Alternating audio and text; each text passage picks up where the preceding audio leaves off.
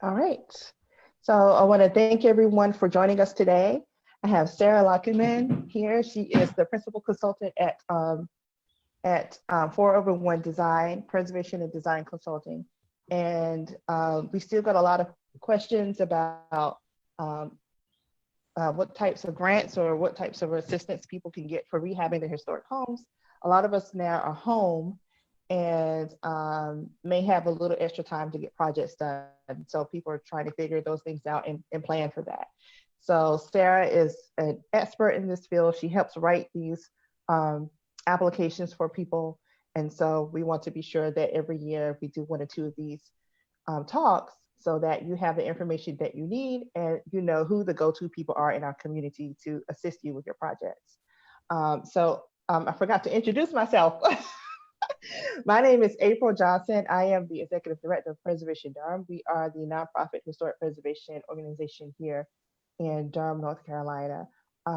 So we are still around, having to do things virtually and online, and we appreciate all of your support and continuing to look to us for for information about preservation and how we do preservation in the 21st century. So without further ado, I will bring up Sara's presentation and we can go ahead and get started. Feel free to ask questions. I will be here taking notes. I'm watching from Facebook and also your questions on in the Zoom, but feel free to ask your questions. Sara is here and she will provide you with her contact information afterwards if you want to utilize her services. All right, thank you so much, Sara. Sure, thank you, April. And while I have done this presentation many times in the past, I have never done it via Zoom, let alone on Facebook Live. So brave new world. I'm going to try and figure it out as I go along. Usually when I do this, I have Emily Kate along with me. She works for me at 4over1 and often handles a lot of our tax credit preparation. So she and I tag team, and it's why her name is on that presentation too. But for now, you just get me.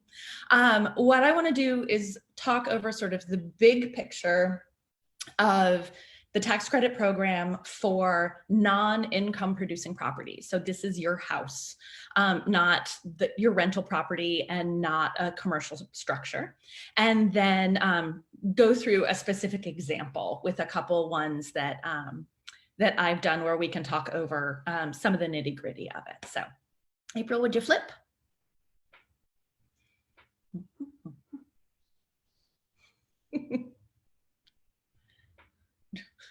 Down arrow?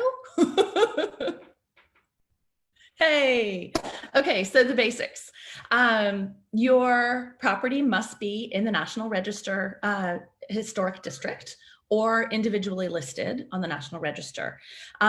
This map shows our current historic districts in town. The ones that are light blue are our National Register historic districts. There's a whole different thing that is the local historic districts. There is a fair amount of overlap, but not exclusive overlap. So if you are in one, you may or may not be in the other. This is specifically for the National Register historic districts. You are eligible for 15% of what you spend to expand, or not to expand, but to renovate your home. And the minimum threshold is $10,000. The project cap is $150,000. You can spend more than that, but that is as much as you can apply to get a credit for. If that, I phrase that poorly, but I hope you get it. So your maximum credit is $22,500. It is a state income tax credit. Well, not a federal. So just so you have that in your head. And then eligible rehabilitation expenses can be for any 24-month window. So you choose the date you want your project to start. And in your initial application, it's an estimated. And then from then you have 24 months to spend the money that you're going to claim on your tax credit. Okay. Next one, April.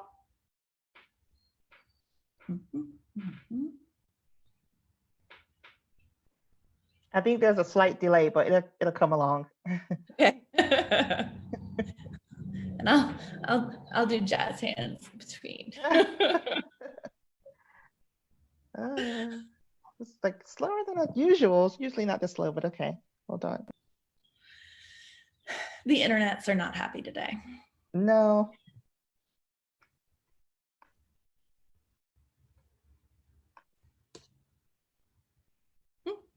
Okay, there we go. Okay, so you start taking your income tax credit the year it's placed in service. So if you finished the project in, let's say you did it this summer and you finished it this fall, you would start it for your 2020 taxes, your tax credit. And I would say it's like a gift certificate for your taxes. So you use it to cover the amount you owe.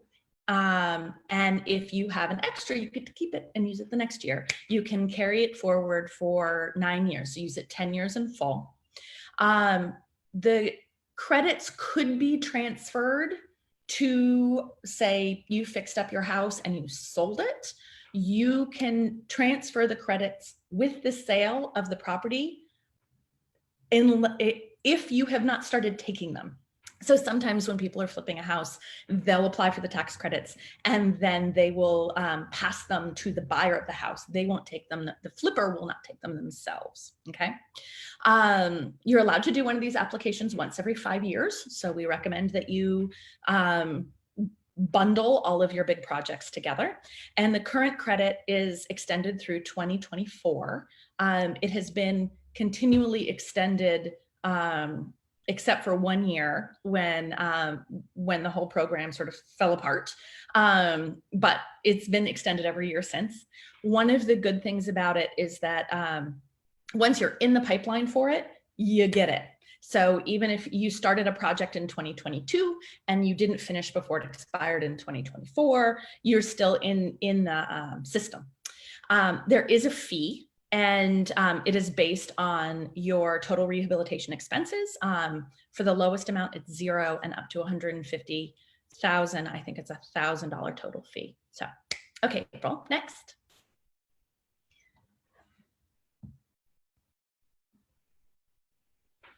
And I'll keep doing my jazz hands. Da, da, da, da, da, da.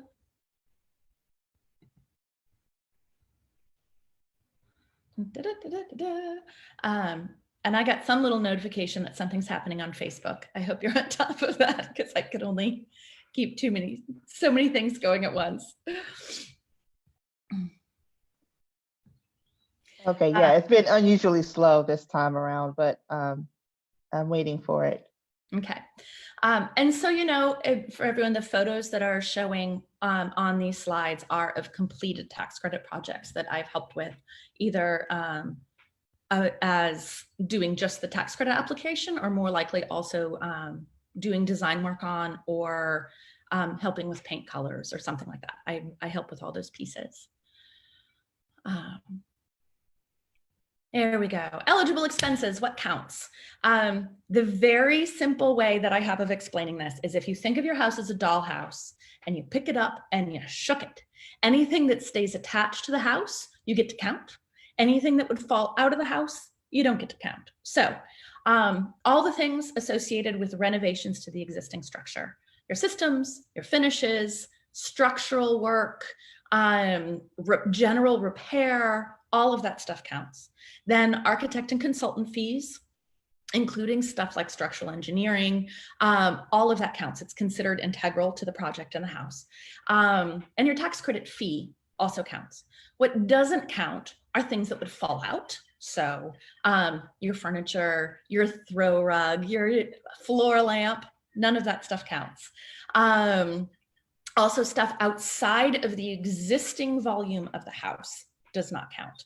So an expansion to the floor plan, site work, stuff that has to do with just the ground, and things like window treatments. That stuff does not count. So I see a quick question, the 2-year period. Yes, a project can take longer than 2 years, and it is not 2 calendar years. It's a 24-month window. So that is just the time that you get to say, here's when I spent the majority of my money. A lot of times we have people who, I'll give an example with some dates. Say somebody started a project with me by giving me a design deposit in the summer of 2018.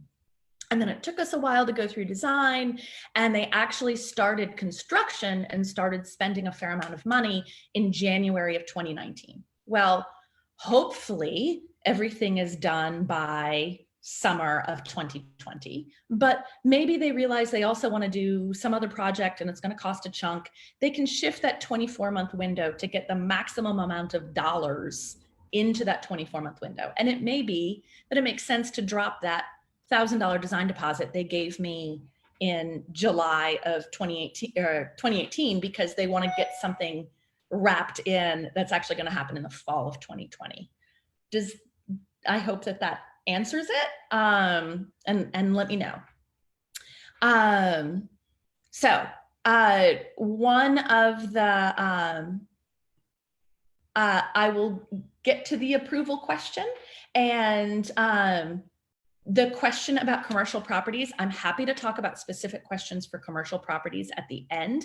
It is a related but slightly different program for commercial projects. So I didn't want to bog down people who are just talking about their house with all of that stuff. So there's the commercial properties question there. And you don't have a name, you have a really long code as your name, commercial properties question, or I'd address you directly, sorry. Okay, what the tax credit folks care about is the character defining features of the property. Here's a general list up ahead, but it means that they don't care about what color your kitchen countertops are going to be. They don't give a hoot about that. What they care about is the original massing, fenestration, exterior materials, details, the public spaces, and then the sort of things that make the house your interesting old house. So the mantles, the staircases, the window trim, the original floor, that's the stuff they want to see saved. They care about the bones and not necessarily what dress you're putting on the bones. So there's the sort of general quick list, but that's what this information that we put into the tax credit application is, a lot of describing what this stuff is now and then what's going to happen to it. They don't care what faucet is going to be in your bathroom. They don't care about some of the other details. They do have some absolute no's. And here's an example of a house that's currently under construction that is actually in a historic district, but was listed as non-contributing. And the homeowners have decided to do some things to it that would are going to try and bring it back. But in this picture, you can see some of the things that are absolute no's. So replacing the original exterior materials instead of repairing them. For example, replacing windows is a no-go. This particular house was originally a wood-sided bungalow, and in the 50s, it got wrapped in brick. That would be a no-go. Painting unpainted masonry is an absolute no. So if you have an unpainted chimney, if you have an unpainted brick foundation, if you have unpainted brick porch posts, you can't paint them as part of the project. Rearranging I will answer a couple questions in a second. Let me finish running through this. Rearranging the front facade, so rearranging where doors and windows are, or creating a false sense of history. So that would be adding Victorian sawn work to a bungalow, or taking a Victorian house and making it feel like a bungalow, doing things that isn't era appropriate for the original house. Altering public spaces, so that would be changing the living room in a significant way, or blowing out all the walls between the living room and dining room, things like that. And then the other thing to note is that when you apply, you are not held responsible for the sins of previous owners, is what we always say. So if somebody else has already replaced the windows, if somebody else has already painted the brick, you don't have to undo it. You can just continue from your starting point that you have there. Okay. Go ahead, April, and I'll answer a couple quick questions while it goes.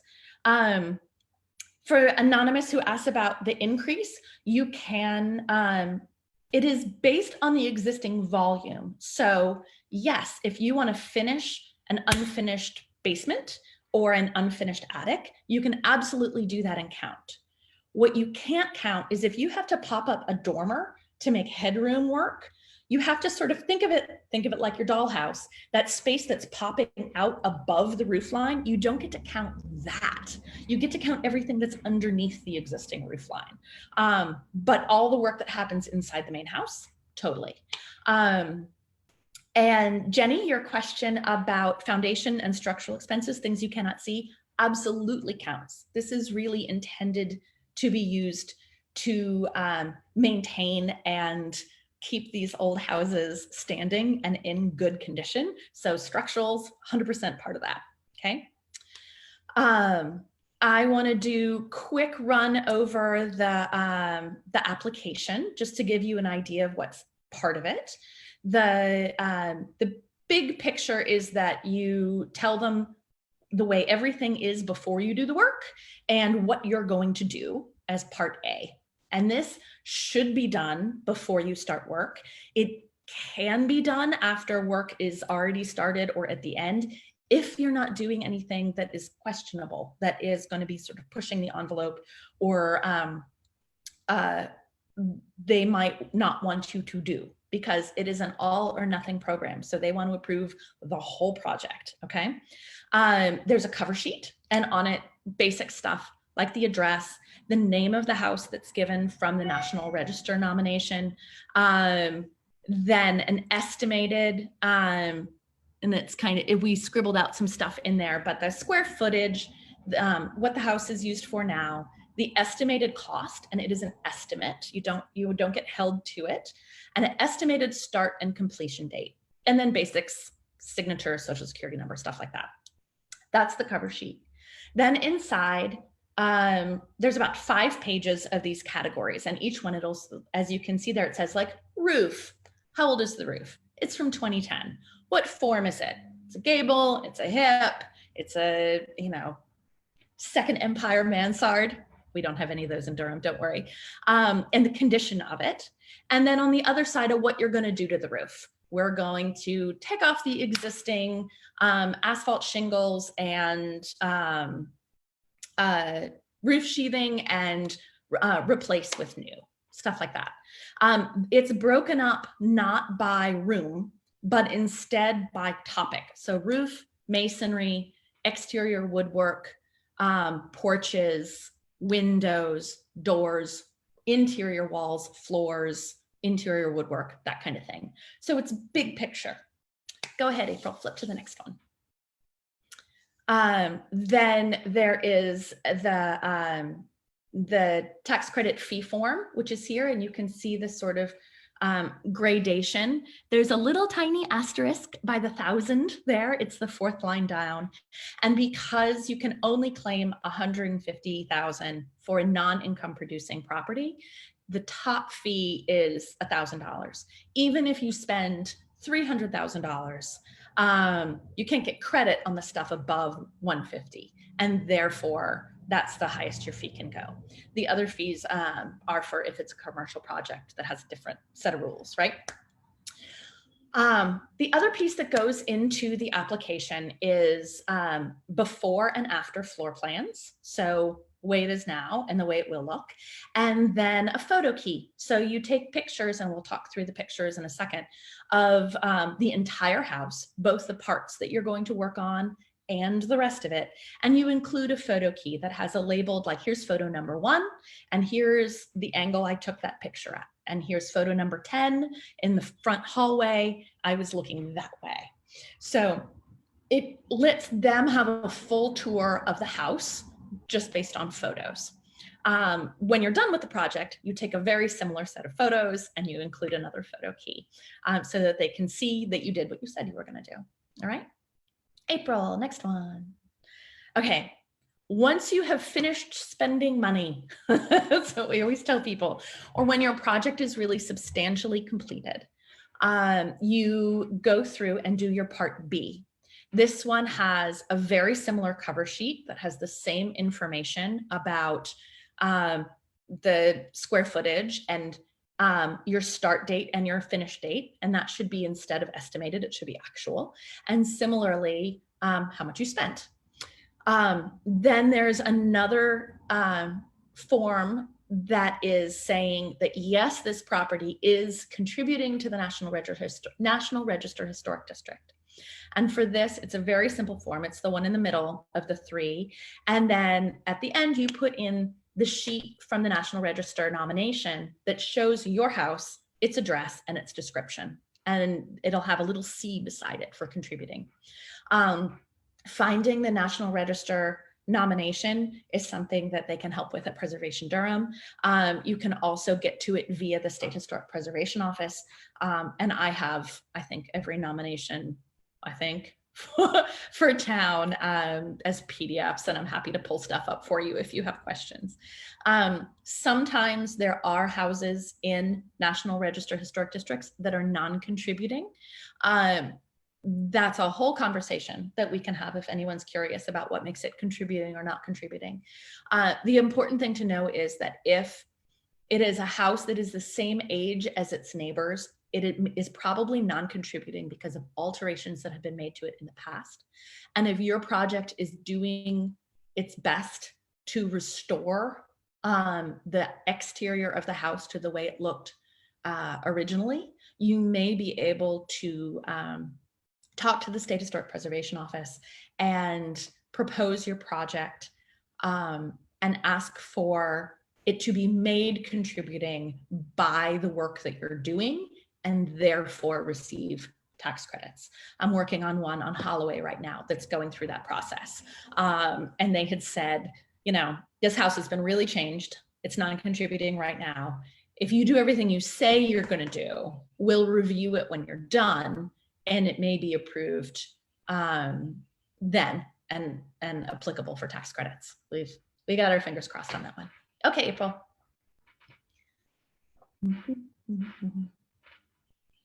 So let's go through a specific example. This is a house on Club. It sold last year.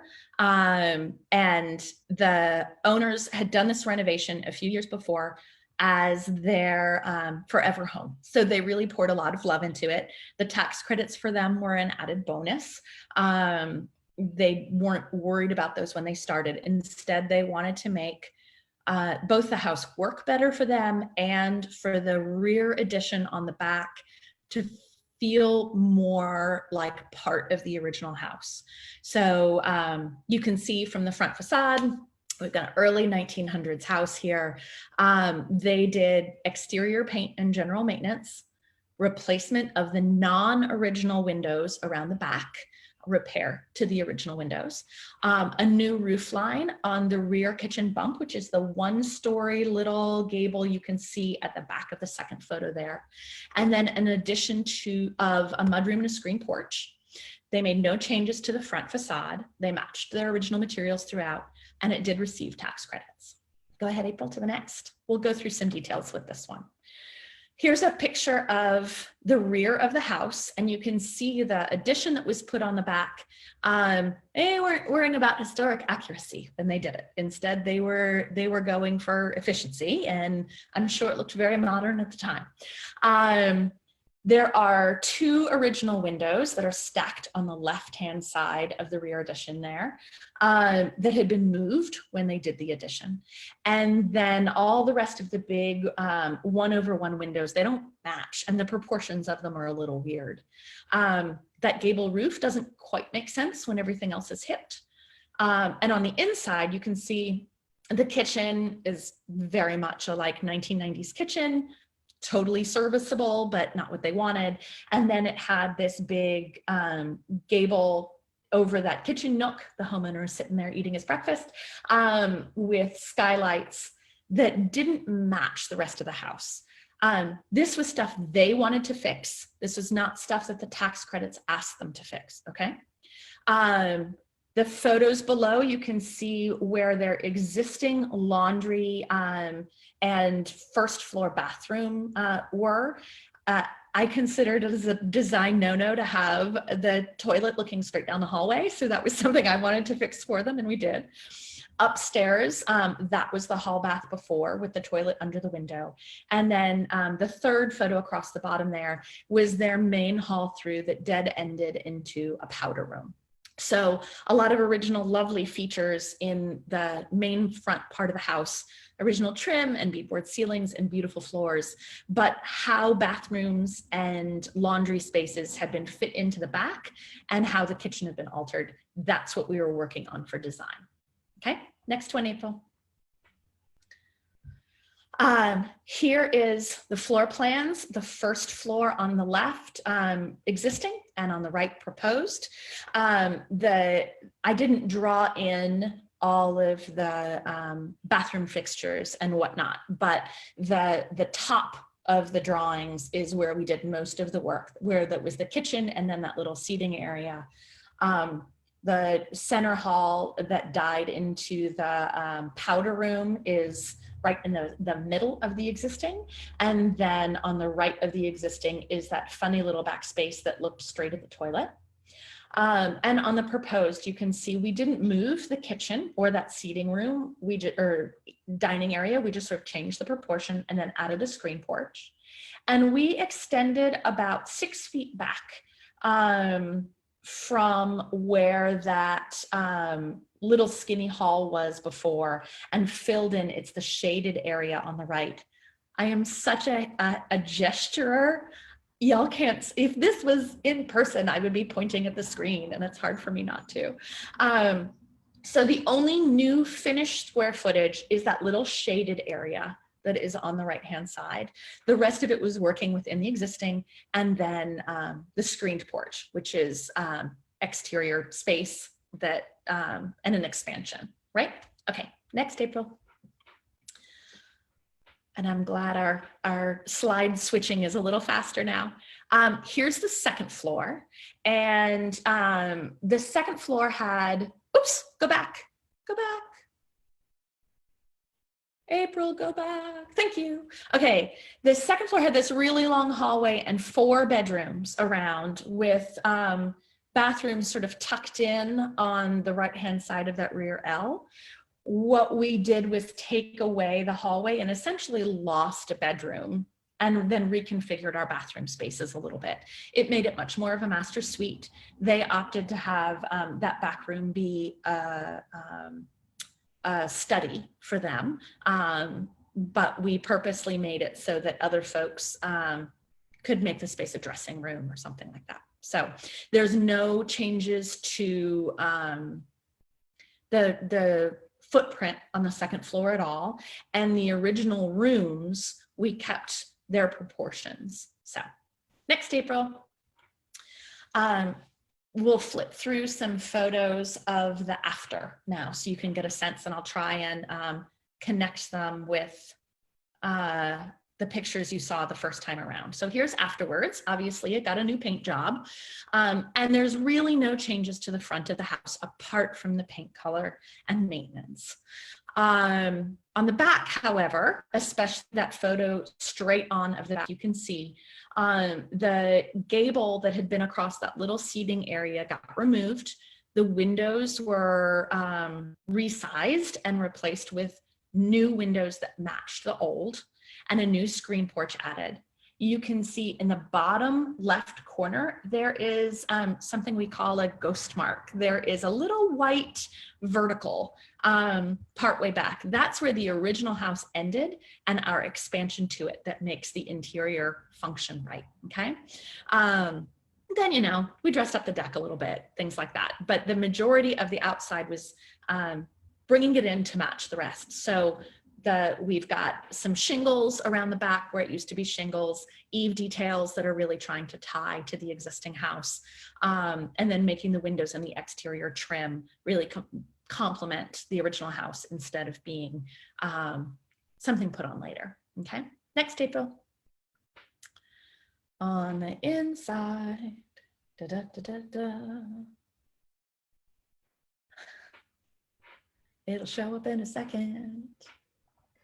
I think you spoke too soon. It was doing so good. Really, I did. I shouldn't have said anything. I jinxed it.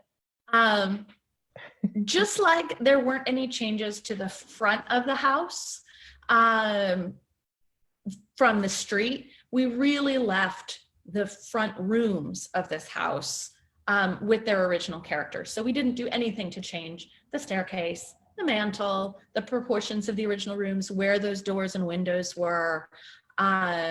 Those were great the way they were, and they just needed a fresh coat of paint. So we will see it in a second.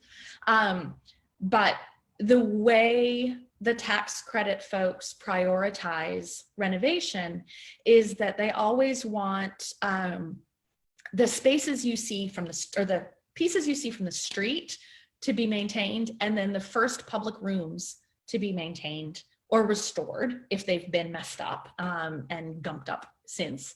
And then the further back you get, the more into the service areas of the house, the more flexible they are. So here are photos of the main hall that had originally dead-ended into a powder room. Because we were moving that bathroom, we can now get a nice straight shot all the way through. And the homeowners found that lovely piece of stained glass that they installed. There's the original flooring you see throughout, which is lovely.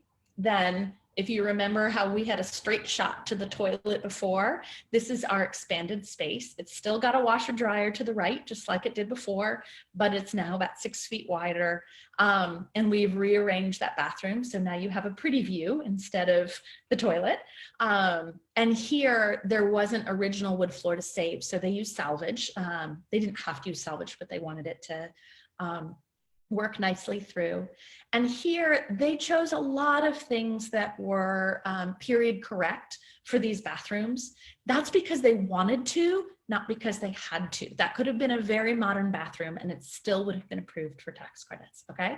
What matters is stuff like the trim around the doors and windows in the new space, the baseboard, that they were using wood flooring and not something else, that the doors, that's a new door, that it fits with the materials and pattern that would have been found elsewhere in the house, okay? They also did a great job using salvaged doorknobs and things that really make this feel like old house, and stuff like that is things that is sort of an added bonus for the spec space. We'll put it that way. Also, here's a shot of the kitchen. It is actually a very similar configuration to the before kitchen, except for it doesn't have a peninsula, it has an island. The tax credit folks do not care what your kitchen looks like or how it's arranged. They want to make sure you haven't mucked up original doors and windows in the process, okay? How about the next one? There's a straight on view of the kitchen, and you remember it had what? Oh, go ahead. Someone had a question. Or something. Did you ask a question? Someone had a question, but I can wait until after this if you like. Okay. Here's where it had originally had that vaulted ceiling and the skylights, and the homeowners really wanted to make that fit better. Again, they didn't have to change this. This is something they wanted to change. So they made the ceiling flat and they replaced those windows with ones that fit into the existing house in a different way, right? Or in a more appropriate way. They had in this house very unusual windows. They have that extra little diagonal pattern at the top, and they went to great lengths to match these windows perfectly. For new windows being in an additional space, or if you're taking out windows that are inappropriate, they want to make sure that they are the simulated divided lights. They're called SDLs for short, which means they have a grille on the inside, the outside, and between the panes of the double pane windows. You do not have to go find matching single pane windows for your renovation. And nor do you have to get them custom made. They can be things that are orderable via your building supply store. In this case, they really took it all the way home there and got them custom made, and they're beautiful. So Next one, April. Here are the couple of bathrooms that they did. Again, the windows are where they originally were. We didn't move any of those things around. All of this work and the tile certainly all counts to the tax credits. They chose to leave the beadboard exposed. I'm really glad they did.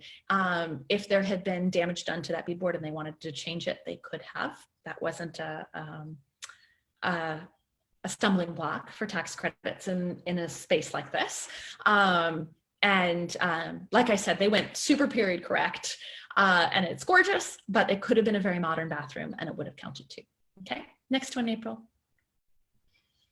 That's the end. We can put it back on a pretty picture. It can just go to my lovely mug, and I'm happy to take questions and answer anything that is lurking out there for sure. Let's see. Okay, so I do have a Facebook question. Jennifer asks, let me go back to her question. Hold on, sorry. She asked if you could speak to houses in rural areas outside of Durham, the Durham city limits, as in a house built in the 1930s. And so I guess she's referring to eligibility of houses that are not in districts. The big question about something like that, Jennifer, is whether or not it is eligible for the National Register of Historic Places. It is easy when you're in a historic district and the work has already been done. If you are out in the country and you are not part of a district, you'd need to talk to a preservation consultant about whether or not your house could be added as an individual property. Individual properties have a pretty heavy lift in terms of getting on the National Register. It's easier if you are a farmhouse with an intact farm parcel, and then it can be nominated as farmland. But it's tricky. I have a name of a really great woman, Heather Slane, who does National Register nominations and has done a fair amount of work on rural properties, and happy to give you her reference if it's something you want to look into.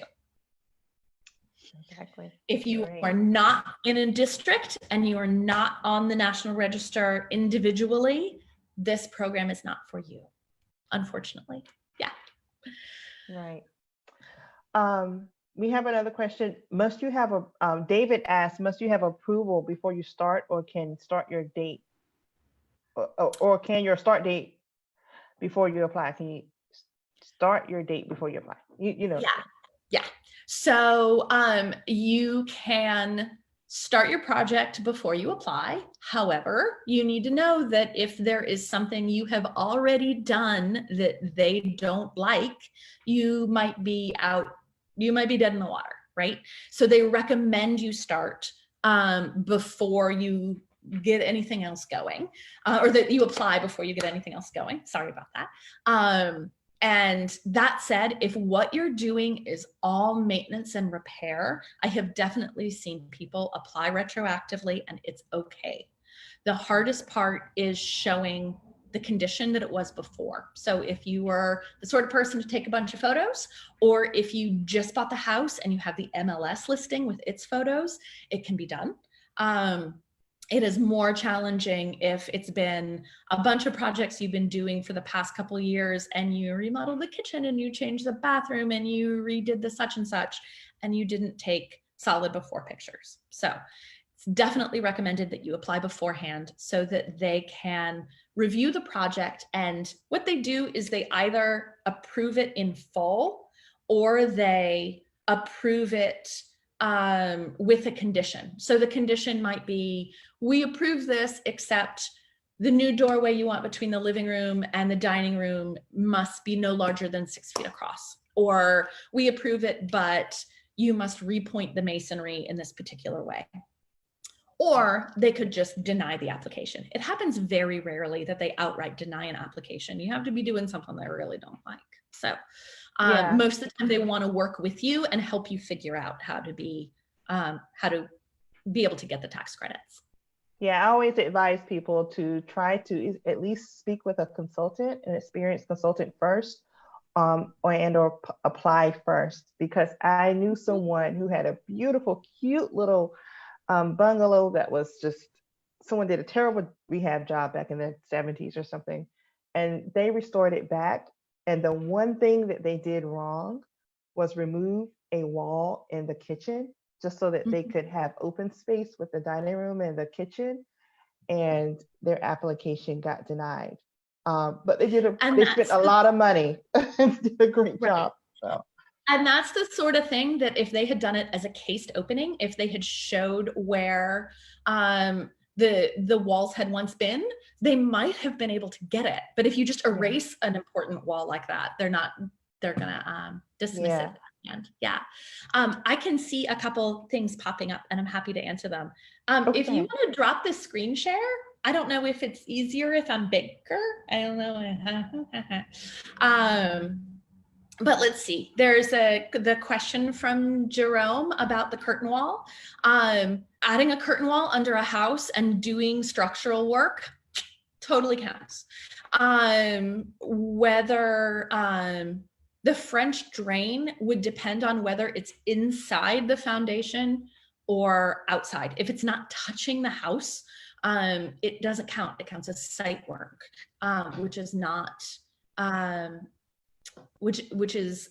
not contributing cost.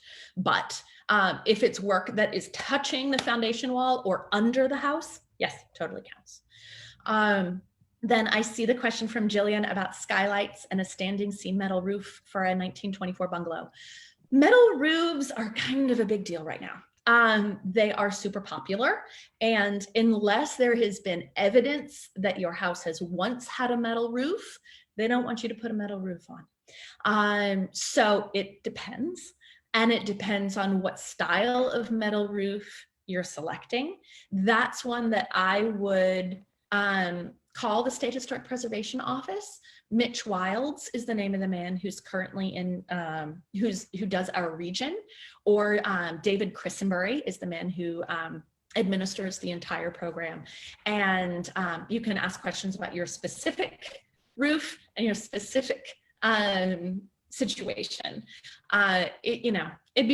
I completely understand the allure of the metal roof, and there are places that a metal roof is definitely appropriate on top of porches, things like that.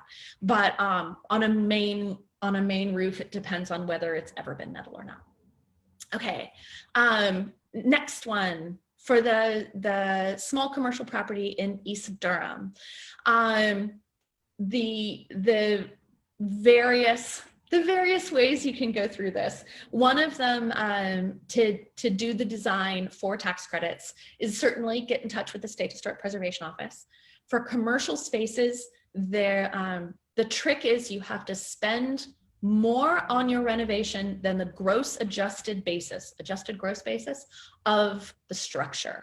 That's a math problem that has to do with the current tax value of the land and the structure, and then whether you are spending more than that ratio of what you just bought it with. So this is why I sort of didn't want to get into the weeds of the commercial stuff with homeowner questions.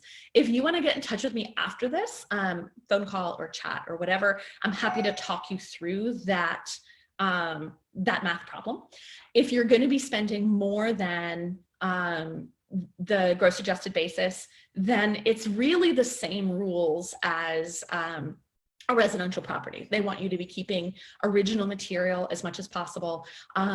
Windows, front facade, siding or masonry, all that kind of good stuff.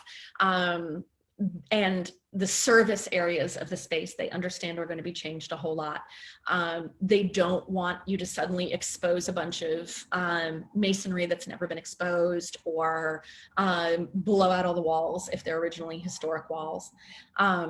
I would say talk to a preservation consultant, talk to SHPO, that's the State Historic Preservation Office, and the tax credit is really lovely. It's 20% federal and 15% state.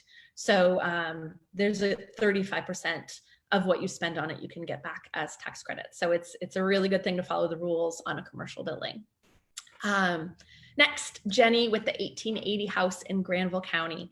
I can certainly work in Granville County and have done rural properties before. The big question with a rural house in tax credits is whether or not it can be a National Register nomination or not, whether you want it to be or not. Even if you're not getting the tax credits, you can still do well by its historic soul and do restoration. And I'm absolutely happy to help. So get in touch, Jenny. Deb, is that Deb Dobbins? Hi. Let's see, addition of interior structural support beams applied 10 years ago, but never completed part B, have original pictures. Let's see, so just like you are not responsible for the sins of previous owners. If you did a project a while ago and you didn't apply for tax credits or you never closed out the part B, and Deb, we should talk because I think there's some weird thing about still being able to close out projects that happened 10 years ago. I'll have to talk to Shippo about it, but there's something like that. If you start your project and they approve what you are going to do from a baseline of now. So if you didn't know about the tax credits and 10 years ago you replaced all your windows, that doesn't mean you can't do a tax credit application starting with the way the house is right now, like if you had just bought the place. So you can go ahead and apply for an exterior major restoration project and get full tax credits on that, even if something you did on the inside is not necessarily historically accurate 5 years ago, 10 years ago. Does that make sense? Should be totally cool. And Jerome, if you're going to have are there additional tax credits for business in your home? I have tried to slice and dice this for people before, and it's really, really tricky. The income producing property stuff can be broken out as a separate income tax credit, but you have to hit this gross adjusted basis for your property. I had a home office that was about 1/8 of my home, and I did tax credits and I ran the numbers and it just wasn't worth it.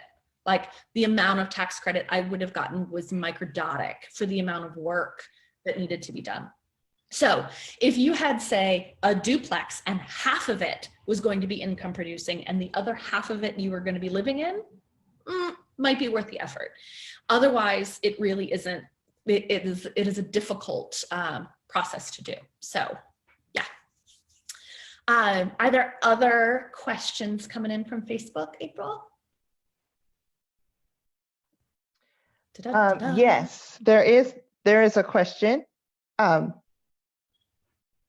Nick, can you hear me? Yeah, absolutely.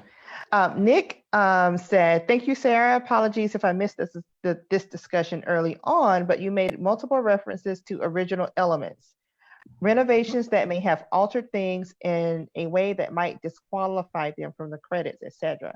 Can you talk about your process and finding out how things were originally configured in a given house?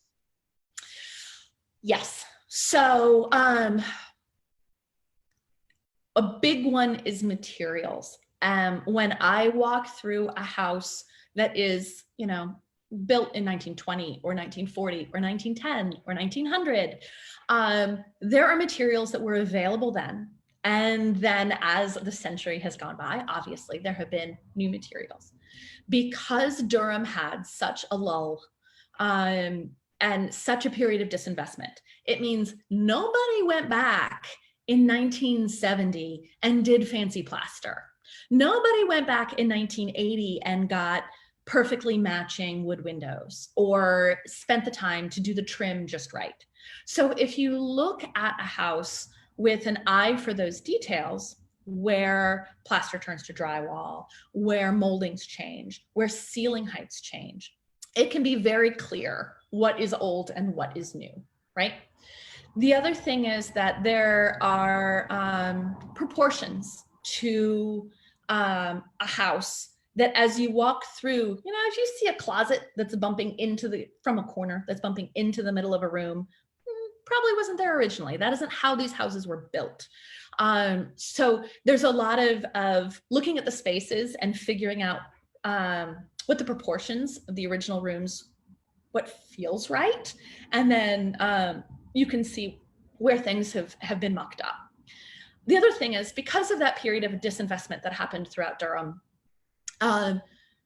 nobody did anything the hard way. So a lot of times people are like, oh my God, why did they put down blah, blah, blah in this space instead of doing it the right way? And the answer is like, nobody thought these houses were worth anything. So it didn't make any sense to do things the complicated way. And if you see something that is weird, that looks like it was pasted together, well, it's not original. If there's something that feels like a Band-Aid, it's a Band-Aid. It's not the way it was originally. So a lot of it is just looking with an experienced and practiced eye at what's going on.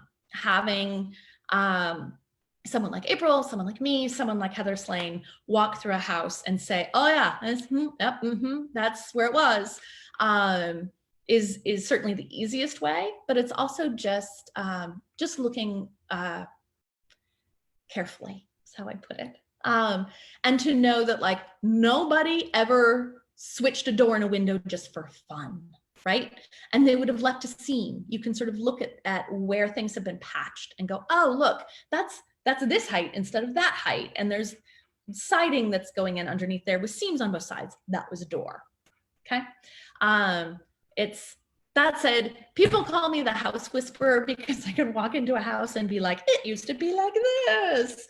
And it's just practice. It's no other magic than that.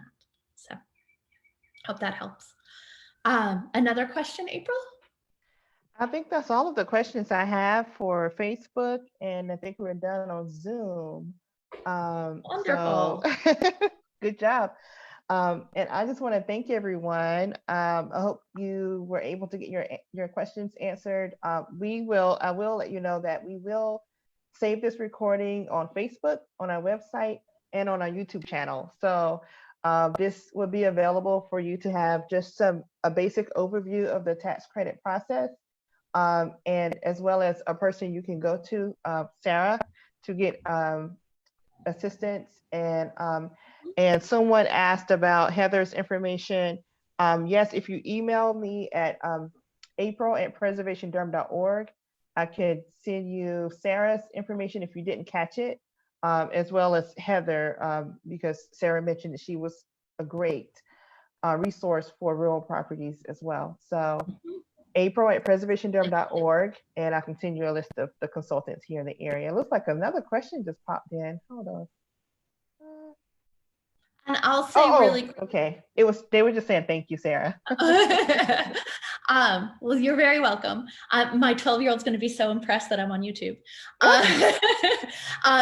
So, there's within the preservation consultant world, there's people who focus on slightly different things. So there's folks like Heather and Jennifer Martin and Cynthia de Miranda, who are all in town, who are folks who do some work with tax credits, and they do National Register nomination work. They do not do design work. I do the tax credit chunk, and I do design work. I don't do the National Register nominations. So we have slightly different fields, and are all friends, and we'll send people to each other as needed when we realize that somebody is more suited to this person than that person, or what their project is. And really, the State Historic Preservation Office and April and us preservation consultants, we all really want people to do the right thing by these old houses, and are happy to help and support. I do the full tax credit application for people for a fee, of course. But that said, like, if you just have a question or two and you want to give me a buzz, I'm happy to spend 15 minutes answering a couple questions, just because I love our historic built environment and want it to keep telling its story for a long time. So me too. All right. Well, thank you so much, everyone, for attending, and continue to support us. And we will keep you posted on new events coming up. Thank you. Wonderful. Thank you, Sarah. Thanks. Bye. Bye.